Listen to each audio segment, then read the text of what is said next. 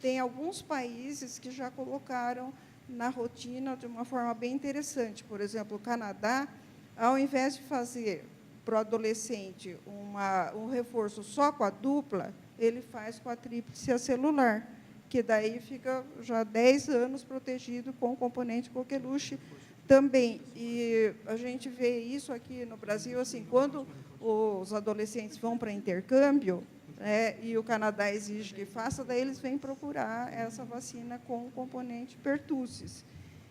Então, podendo fazer, não é o que a gente tem no SUS, mas aí a gente vai poder contribuir para o enfrentamento aí da volta da coqueluche.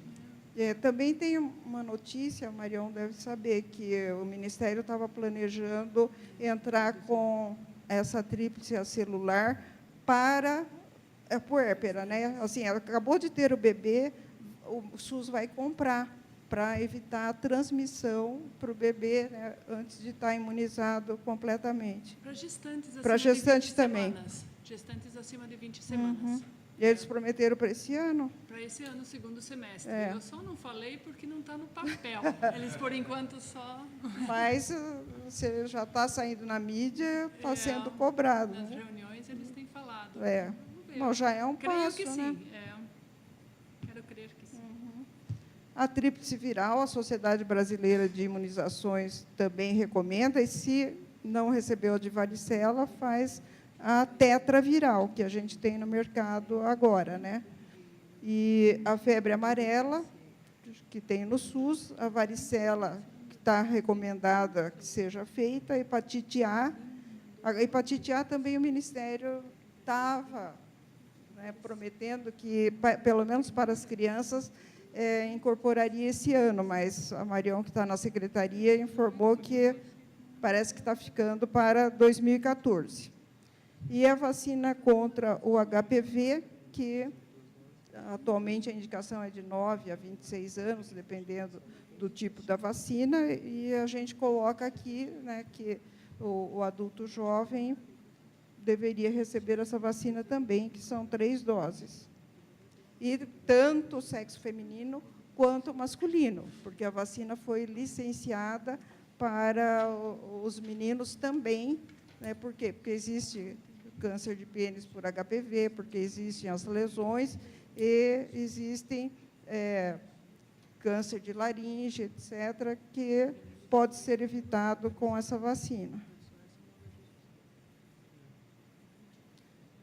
Então, a gente falou de tudo que seria bom a gente fazer para o adulto. Agora, como para a população trabalhadora em geral, nem tudo isso está ofertado, agora vem a questão dos riscos ocupacionais.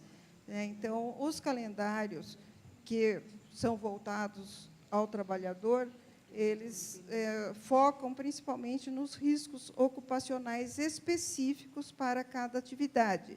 E, por isso, que para cada categoria a recomendação é diferente.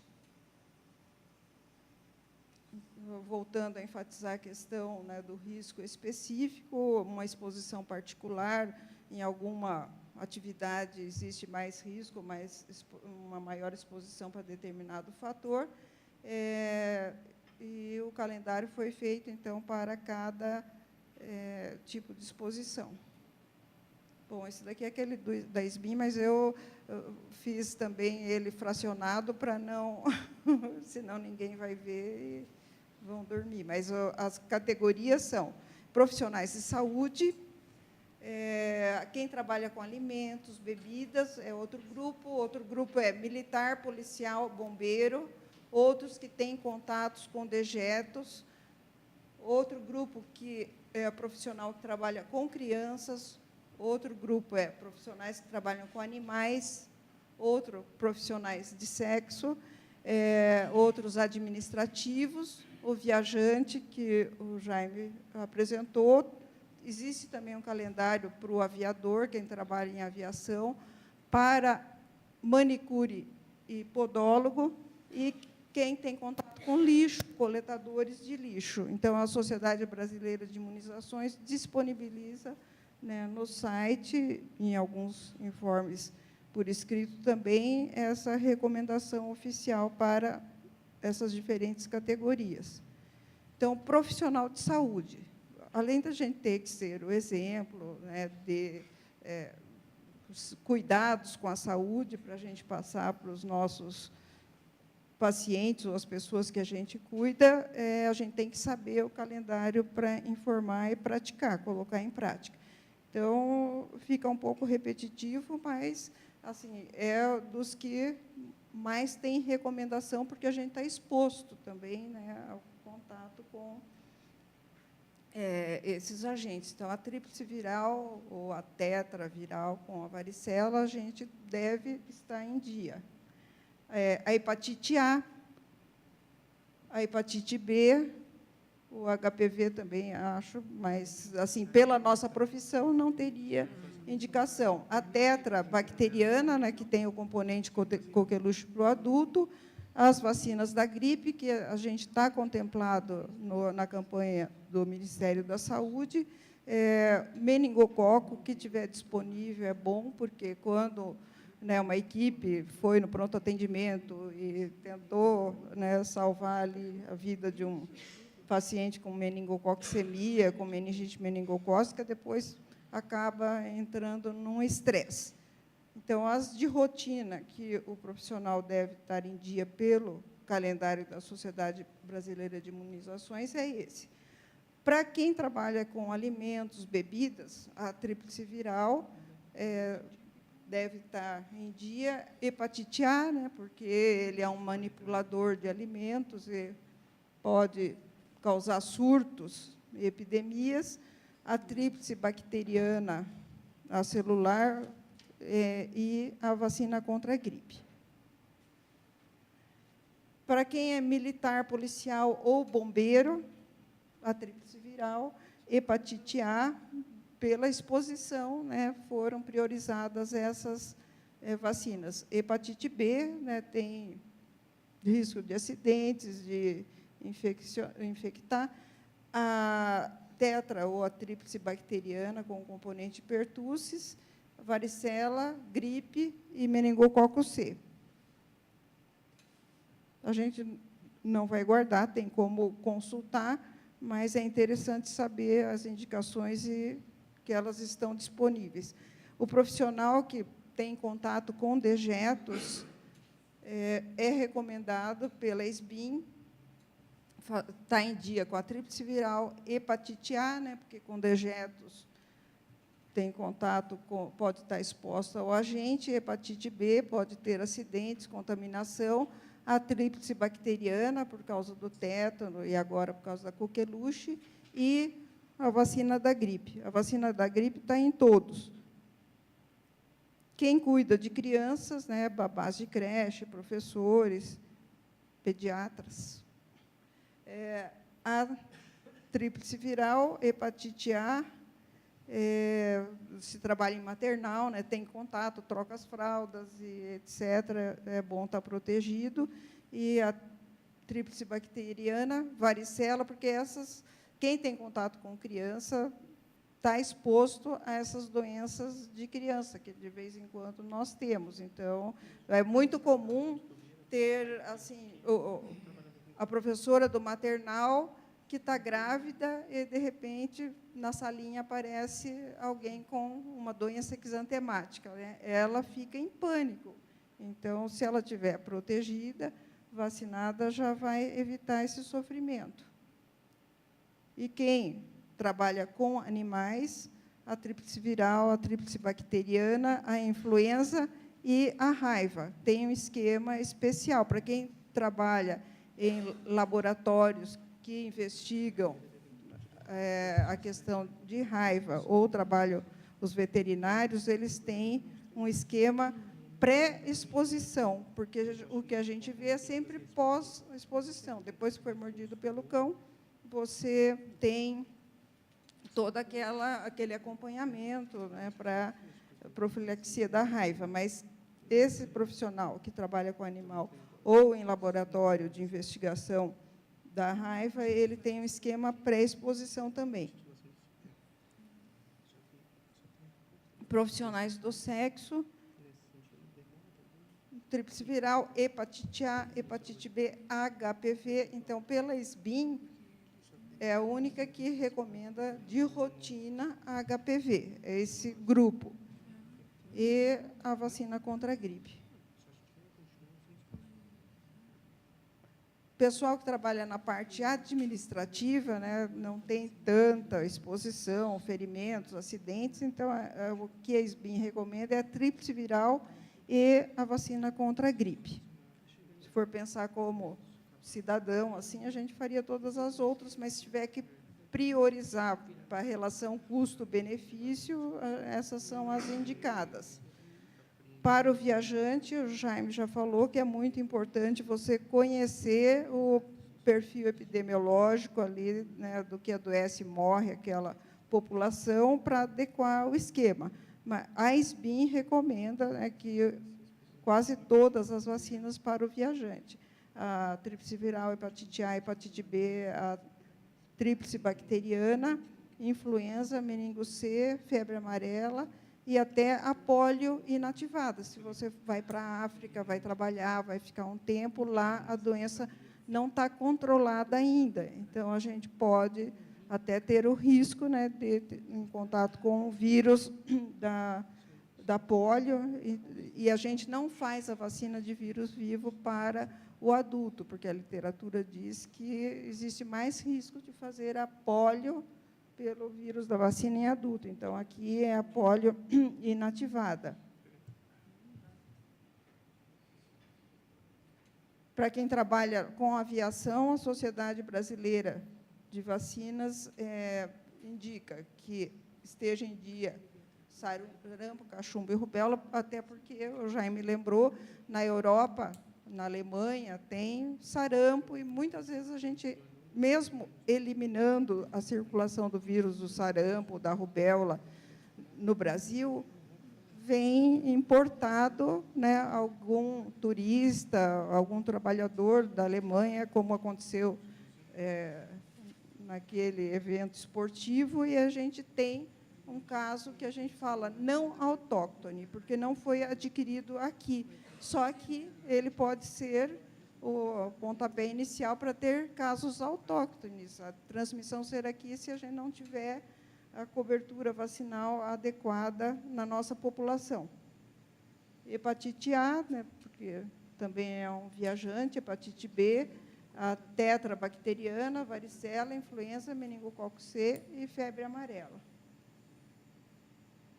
Manicure podólogo, a Sociedade Brasileira de Imunizações recomenda a tríplice viral, hepatite B até na mídia sai, né, porque está tirando cutícula, aí sai sangue, tira, né, um bife ali no dedo e da cliente acaba podendo se contaminar com sangue. A tríplice bacteriana e a da gripe. Quem trabalha com coleta de lixo é indicada tríplice viral, hepatite A, hepatite B, né? O lixo é exposição a material assim dos mais diversos. Então, a proteção é um dos que tem maior indicação de vacinas. A gripe, febre amarela, dependendo da região, até a antirrábica pré-exposição, e a febre tifoide. Bom, é inegável que as vacinas elas têm um impacto positivo na saúde da população em geral, e a gente, quando fala da questão das empresas, além de pensar na economia, porque antigamente as pessoas pensavam, vou comprar esse produto, esse imunobiológico, olha as contas, vou ter que gastar anualmente tanto. Mas hoje o enfoque é diferente, né?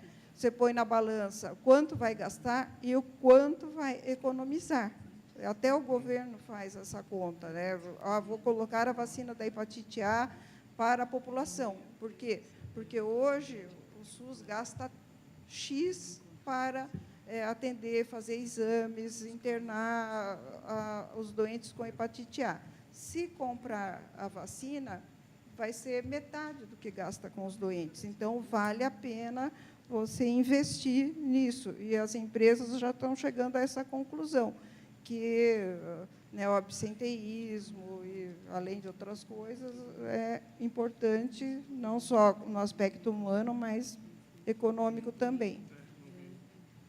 Então, ter um trabalhador protegido, saudável, é também grandes vantagens para a empresa. Além do que, também, se puder trabalhar com a família, também é positivo, porque a gente vê, às vezes, a funcionária não tem quem cuide da criança e que não pode ir à creche ou maternal porque está com uma doença infecciosa. E ela vai faltar porque ela vai cuidar do seu filho doente. Então, abranger a família também é importante. Então, a gente não pode só pensar na conta que a gente vai ter que pagar, mas quando você calcula os riscos e os benefícios, você vai ver que a parte da balança que você vai poupar, economizar, contabilizando todos os benefícios, vai dar muita vantagem para esse investimento. E, às vezes, uma sequela de uma doença dessa, uma meningite meningocócica, vai fazer até aposentadorias precoces, que também onera o serviço. Então, existem muitos trabalhos, não é novidade assim de que essa intervenção de vacinar é custo-efetiva e favorável ao país ou à empresa que adota e investe em vacinas. A vacinação contra a gripe é o que é mais fácil ver, a curto prazo, o impacto dessa vacina. Hepatite B, hepatite A, todas elas têm trabalhos mostrando que a relação custo-benefício é muito positiva. E aí, estudando um pouco mais dessa questão do ocupacional, eu li também que a responsabilidade do empregador é vacinar os trabalhadores contra agentes biológicos de forma gratuita, sempre que existirem vacinas eficazes a esses riscos. E tais vacinas deverão ser registradas no prontuário do trabalhador. Então, assim, não é o meu dia a dia, eu sou pediatra, mas eu fui ler um pouco e vi que é responsabilidade da empresa, proteger contra esses riscos específicos. Eu só queria falar uma coisa antes de terminar, assim, que a minha fala era sobre calendários de vacinação, e quando a gente vai definir um calendário de vacinação, não é assim porque você gosta, porque você acha importante, mas existem critérios muito bem estabelecidos para o Ministério da Saúde fazer o calendário, para a Sociedade de Imunizações fazer um calendário, e que é diferente dos diferentes países. Quando eu estava na secretaria, tinha um pediatra que brigava muito com a gente, falando: vocês são retrógrados, ultrapassados, porque os Estados Unidos já faz a vacina do sarampo a partir dos 15 meses e vocês ainda estão nos 9. Só que a gente tinha que conversar que uma coisa que define é a situação epidemiológica. Se nós temos circulação do vírus do sarampo aqui, quanto mais cedo a criança tiver o sarampo, maior letalidade, maior complicação, pneumonia. Se a gente já passasse por os 15 para copiar um país desenvolvido, a gente ia aumentar a mortalidade. Então, assim, a gente tem que conhecer os critérios epidemiológicos para ver qual que é a melhor idade para vacinar. Tem que saber qual que é a melhor idade para a resposta imunológica. O SUS sempre leva em consideração se ele vai ter dinheiro para bancar e dar continuidade para o programa. Não adianta, coloca pneumo para a criança, e daí passa 3 meses sem ter, fica em descrédito, né, acaba não imunizando, e a relação custo-efetividade ou custo-benefício, né? Então, se tem tantas vacinas novas, tem pressão para colocar todas, eu vou ver qual que vai dar maior impacto na população, reduzindo óbitos. Então, tem esses critérios bem definidos para você oficializar um calendário, um esquema de vacinação. Então, era isso. Muito obrigada.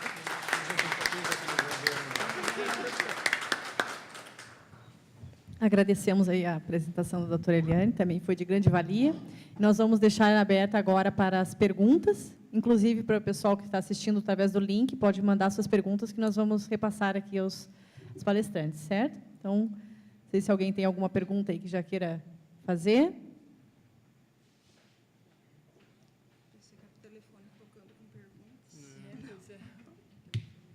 Bom dia. A minha pergunta é a seguinte, na verdade, uma curiosidade que eu tive, vocês comentaram a respeito de vacinação durante a gestação, né? Essa imunidade adquirida pela mãe, existem estudos sobre a passagem do leite materno para a criança, de alguma específica, alguma coisa nesse sentido? Se ele está funcionando, eu posso assim começar respondendo que existem estudos mostrando que existem passagens transplacentárias, né? Por exemplo, o sarampo, que foi a minha tese de mestrado, posso falar que assim a mãe que teve sarampo, ela tem um título que ela é capaz de passar os anticorpos para o bebê, por isso que a criança com 1 mês dificilmente tem sarampo, com 2 meses, por isso que a vacina antigamente era feita só a partir dos 7 meses, porque os anticorpos maternos neutralizam os que passaram para o bebê a vacina, e algumas vacinas você não faz antes de 1 ano de idade, porque, pela presença de anticorpos, vai neutralizar e a vacina vai ser inutilizada. Então, principalmente, os anticorpos específicos são passados via transplacentárias. Pelo leite materno, acho que não são os específicos. Mas, em relação à tua pergunta, tem um trabalho bem bonito com a vacina da gripe, mostrando que uma gestante vacinada, principalmente no 2º e 3º trimestre da gestação, os recém-nascidos, pelo menos até 4 a 6 meses, eles mantêm com níveis de anticorpos suficientes para protegê-los. Então, como a vacina da gripe só é liberada para crianças acima de 6 meses, a gente sempre ficou preocupado com essas crianças nessa faixa etária. E como convencer obstetras a vacinar gestantes é uma árdua tarefa, e nós, pediatras, sempre temos essa briga com os obstetras nesse sentido. Esse trabalho veio em boa hora, né? Foi bem logo depois da pandemia que esse trabalho foi publicado, e ele mostrou a presença realmente de uma quantidade grande de anticorpos nos primeiros meses no recém-nascido. Nos primeiros 4 meses, certamente, eles têm quantidade suficiente. Esses anticorpos eles são passados no 3º trimestre. Então, se for um bebê prematuro, ele não vai ter anticorpos suficiente. Essa passagem dos anticorpos é no 3º trimestre. Então, o prematuro ele não se beneficia. Aí a gente tem um problema realmente. Na coqueluche, alguns trabalhos estão mostrando também esse benefício. A gente ainda não tem um trabalho, eu pelo menos não conheço um trabalho publicado já com dosagem de anticorpos, até porque é uma vacina que agora está sendo liberada só no ano passado, que é a CIP, né, que é esse órgão regulamentador, soltou um ok, vamos vacinar gestantes com mais de 20 semanas. Até então era assim, é possível vacinar, talvez seja bom, mas ninguém tinha dado um ok, vamos vacinar, e esse ano é que eles estão vacinando realmente, eles soltaram a liberação total. Então, desde o ano passado, não, foi 2011, ano retrasado já, eles soltaram é possível, mas assim a indicação da vacinação só veio em 2012. Então, a gente ainda não tem nenhum trabalho com essa dosagem já comprovando, mas provavelmente o benefício também vem para o recém-nascido, porque são só os 2 primeiros meses ali que a gente precisa, né? E porque já com 2 meses a gente dá a vacina para o recém-nascido. Bom? Uma pergunta para a mesa. Nós normalmente temos 2 campanhas que são quase que oficiais das empresas, né? Que é a campanha da gripe e a campanha contra o tétano, né? As empresas praticam, tem dentro do seu calendário. Qual seria a sugestão de outra campanha que seria importante para colocarmos nesse calendário das empresas que estariam, diante até do que foi apresentado, e eu acho que teria alguma oportunidade para pôr. E o mínimo de adesão que a gente precisa ter para uma campanha. Pensamento empresarial vai ser o jeito. Mínimo de adesão é muito difícil responder, porque depende de qual o objetivo, né? Então, quando o governo diz, numa vacina de campanha de gripe, que ele quer atingir mais de 80%, estimando que com um bloqueio de 80% das pessoas, você alcança o teu objetivo, que é reduzir a taxa de incidência. Exatamente. Dentro de uma empresa, acaba sendo um objetivo um pouco diferente. Vamos pensar na questão gripe. Se o teu objetivo é diminuir o teu absenteísmo, quanto mais próximo de 100% você chegar, melhor vai ser o teu objetivo nesse sentido. Agora, existe um número de corte? Eu tenho que vacinar no mínimo 80%, porque senão eu não alcanço esse objetivo? Não. Porque se você vacinar um indivíduo, você vai ter alcançado o benefício para ele. Lembre que a eficácia não é 100%, então você vai ter alcançado o benefício para ele se ele criar anticorpos em título suficiente. Quanto mais indivíduos você vacinar na tua empresa, mais você vai sofrer o benefício para os que não forem vacinados. E aí que entra a questão de cobertura, tá? Então, é um número que não vai fechar muito bem. Em relação a outras vacinas para vocês... Mas ainda nessa do mínimo de adesão, para que ela tenha uma eficiência, digamos assim, que a gente possa reduzir, na verdade, a contaminação coletiva. O efeito coletivo, daí seria igual ao do governo, daí seria esse pensamento 80% para a gripe. 80%? Para a gripe, sim. Normalmente, para doenças de transmissão por gotículas não, transmissão por respiratória, a gente estima mais ou menos mais de 80% de cobertura para você ter benefício. Menos de 80%, o benefício é individual. É como se você estivesse vacinando 1 a 1 os casos. Em relação à tua outra pergunta sobre quais outras vacinas colocar para uma empresa, eu tenho até um viés para te responder isso, porque como eu faço consultoria para várias empresas de vacina, eu acho que deveria ser todas, mas... Aí depende muito da filosofia da empresa. Você está preocupado com... Uma coisa não pontual, não individual, mas que você olha como coletividade. Sim. Eu vou te responder dando exemplo de várias vacinas e tentando entender a visão de cada uma das empresas, né? Vamos pegar uma vacina, por exemplo, que tem sido feito várias campanhas e provavelmente vai acabar na rede pública também no futuro, HPV. Por que uma empresa vai fazer uma campanha de vacina de HPV? A empresa é feminina, tudo bem, mas cada funcionário que vai atrás da sua responsabilidade, a campanha é só educativa ou é uma campanha de fornecimento da vacina? Então, dentro do enfoque empresarial, tem várias formas. Você pode atuar educando e fazendo parcerias para um custo menor, para facilitar o acesso, mas a obrigatoriedade de dar a vacina não existe, a menos que seja a filosofia da empresa a promoção de saúde. Aí que a gente chega nesse ponto. Se você chegar nesse ponto... de TPA, então você faz tétano, em vez de fazer tétano, faz com coqueluche junto, né? Já que a empresa comprou já essa ideia, já faz parte da rotina, vamos apoiar isso. Os resultados que a gente viu hoje, né? Exatamente. Vamos pegar, é uma empresa que já tem uma senioridade, vamos pensar nas pneumocócicas, vamos pensar em vacinas que cubram, já mais pensando no idoso, a das mulheres, a questão de atualizar o calendário vacinal para campanhas de sarampo, cachumba e rubéola.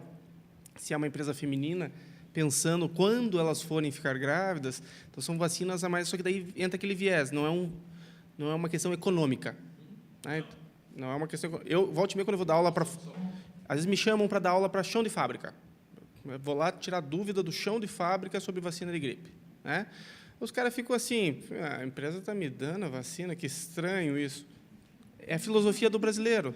O brasileiro, os velhinhos achavam que a vacina era para matar os velhinhos, para pegar a pensão e a aposentadoria dos... Então, eles não entendem essa questão econômica também e filosófica da empresa, de promoção de saúde, e questão de menor absenteísmo. Então, é difícil responder, não sei se...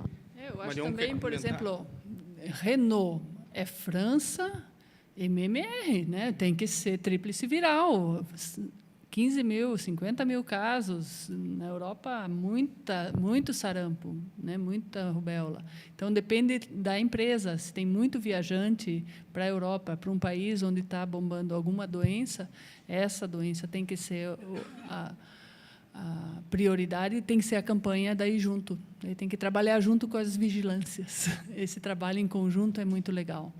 E eu acho que assim, toda empresa inserida em qualquer município que seja, trabalhar com a sua regional de saúde, com o seu distrito de saúde e perguntar qual é o que está circulando, o que vocês sugerem, o que a gente pode trabalhar juntos.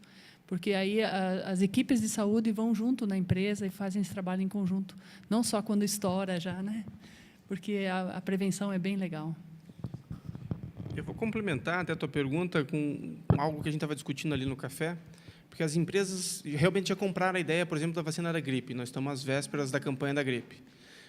Fazer a vacina, o ato, vacinar, aplicar a vacina, não é necessariamente igual a ter resultado, imunizar.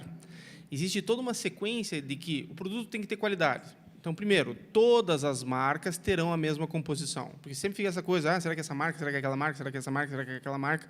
Então, porque é uma norma não, é uma sugestão que ninguém foge dessa sugestão. Então, a composição das vacinas sempre será trivalente de todas as diferentes marcas. Então, qual é a diferença das marcas? É só preço? Tem toda a questão da rede de frios. Qual é a diferença das diferentes empresas que aplicam, seja o gesto vacinal ou vão levar vacina na minha empresa? É a questão da qualidade da rede de frios. Então, você sabe se essa vacina está estocada adequadamente? Rede de frios é estocagem.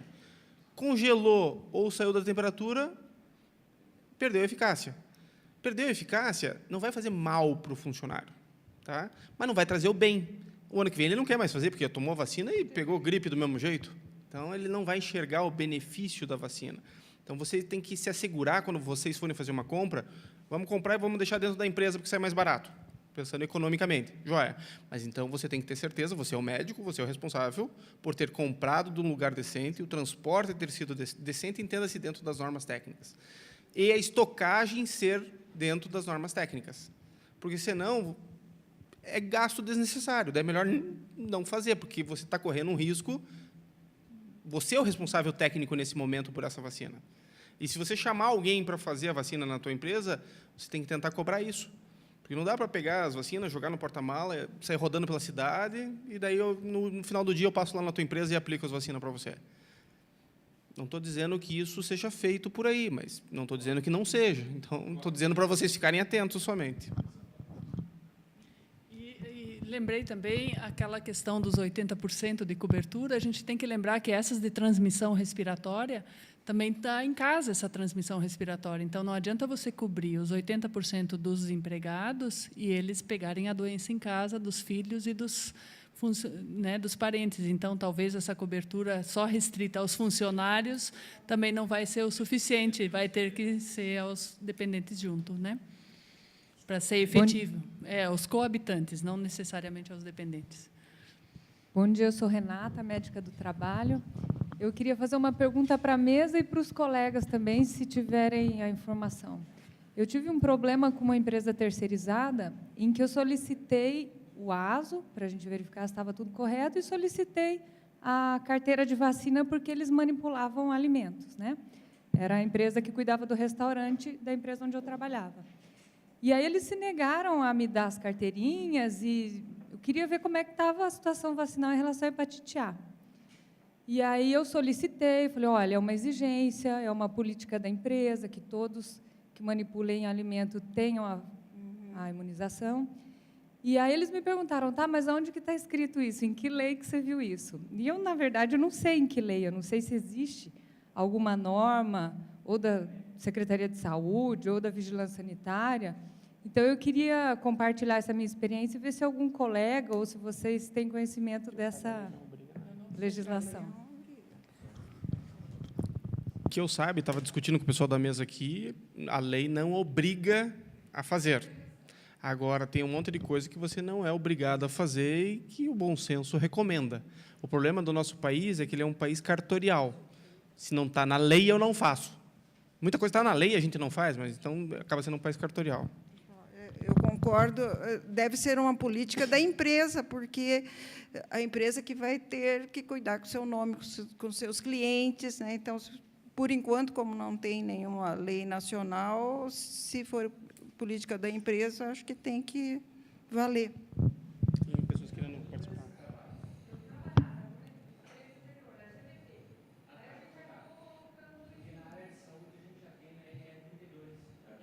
Mas daí é a empresa de saúde. Aí a área de saúde tem lei. Setor de saúde tem lei. Uma outra coisa é que, estando no PPRA, passa a ter valor de lei. Todas as nossas normas regulamentadoras do Ministério do Trabalho e Emprego são parâmetros mínimos.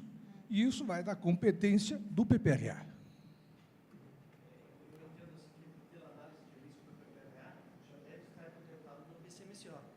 O Programa de Controle Médico de Saúde Ocupacional, a questão de imunização.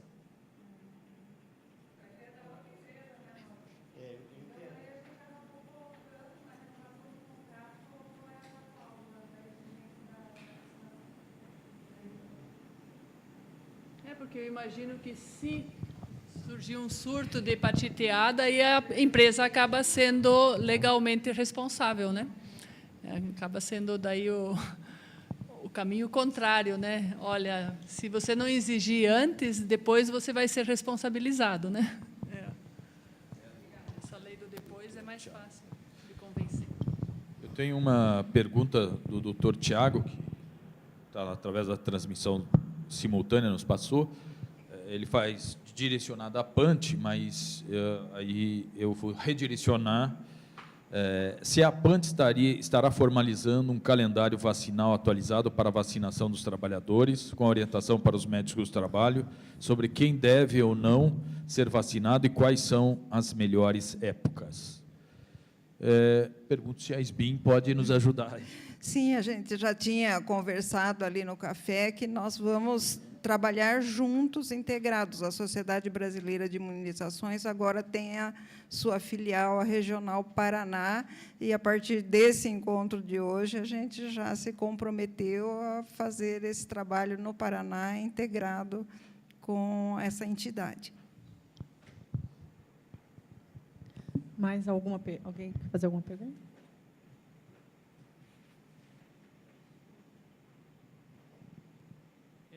Como corredor de rua, eu já fui mordido por cão, né? Então, eu queria saber como que funciona essa imunização para a raiva antes da exposição. Se você leva uma mordida de cachorro considerado de risco, tá? E você não foi vacinado previamente, o tratamento é uma emergência e é feito com limpeza local, imunoglobulina, parte aplicada no sítio do acidente, parte, dependendo do volume, da massa muscular, do peso que for calculado em outro sítio muscular, vacina de tétano e 5 doses de vacina de raiva. Tá? Agora, se você fez o esquema vacinal prévio ao acidente, que são 3 doses, então são 3 doses para completar o esquema completo pré-acidente, pré-exposição. No caso de um acidente, não há necessidade da imunoglobulina e você tem que completar o esquema somente com mais 2 doses de vacina de raiva. As outras medidas continuam valendo, limpeza local, ter certeza que a teta não está em dia e tudo isso. O importante é que você fez o esquema de 3 doses uma vez, você tem 2 caminhos, a gente estava até discutindo isso aqui agora, que é, se você é um corredor de rua, você continua correndo sempre. Fez esse ano, e o ano que vem? E daqui 2 anos, 3, 4, 5 anos? Ou você dosa títulos protetores, e você tem que ter um nível acima de 0,5, ou você faz uma dose de reforço. Tá? Então, do ponto de vista científico, todo ano, daqui para frente, depois que você fez as 3 doses, você deveria dosar o título de proteção contra a raiva. Se esses títulos caírem, você faz uma única dose de reforço. Porque senão você chega para mim e fala assim, eu tomei a vacina de raiva, as 3 doses, 5 anos atrás, e tive uma mordida de cachorro hoje. Como é que eu conduzo o teu caso? Como não vacinado, como vacinado que respondeu, como vacinado que eu não sei qual é o sistema imunológico. Entendeu? Então, essa seria a resposta correta do ponto de vista científico. Só uma ressalva. Se você nunca foi vacinado e você é mordido pelo cachorro, esse cachorro vai ficar em observação. Se durante esses 10 dias ele não morrer, ou se ele não morrer e conseguir ficar em observação, você só vai fazer as 3 primeiras doses. Se ele não morreu, daí você nem precisa completar depois. A 4ª e a 5ª, elas são posteriores a isso. E como o cachorro ele vai manifestar os sintomas já nesse período de 10 dias, então nem sempre você vai precisar fazer as 5 doses, você acaba fazendo só as primeiras. Então, não sei se eu faria as 3 pré-emptivo, nesse caso de corredor, ainda mais pelo motivo que o Jaime colocou. Eu fiz, mas eu faço corrida de aventura. Tá? Então, eu corria de noite, eu fazia corrida, entrava em caverna, tudo isso.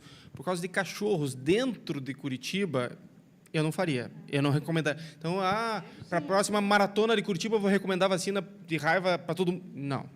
Não é isso. Tá? Então, até colocando mais especificamente essa resposta. Agora, você é um corredor de rua e vai morar em Angola? Faça. Você é um corredor de rua e vai morar na Índia? Faça. Na China? Faça. Porque daí lá, mesmo os grandes centros urbanos têm raiva em animais periurbanos. Tá? Agora, se você não vai sair de Curitiba, a menos que você vá fazer realmente aventura no meio do mato, mas daí o nosso medo é principalmente morcego, não tanto cachorro, aí a conversa é outra. Ou veterinário. Tem uma situação que a gente vê com frequência, não sei se nos últimos anos, mas os entregadores de carta do correio, né? Esses sempre tinham acidente de mordida, mas, nesse caso, não é indicado fazer pré-exposição, né? Porque a vacina também tem os seus riscos. Então, é um tratamento pós-exposição, pós-acidente. Mais alguma pergunta? Não? Então, eu vou agradecer aqui, em nome da PANTE, aos nossos palestrantes. Tá? Aí a gente já vai depois, eu vou passar a palavra ao doutor Paulo, depois a gente prossegue a entrega dos certificados. Tá bom? Obrigado. Vou fazer uma mensagem de encerramento aqui, reforçando os agradecimentos da doutora Fabiana, a plateia, por estar aqui, né? Eu acho que estarem, se dispondo a estar conosco nesse sábado, um sábado ensolarado, que poderiam estar fazendo outras atividades, sem dúvida nenhuma, reforça todo o trabalho que a gente vem fazendo, e isso nos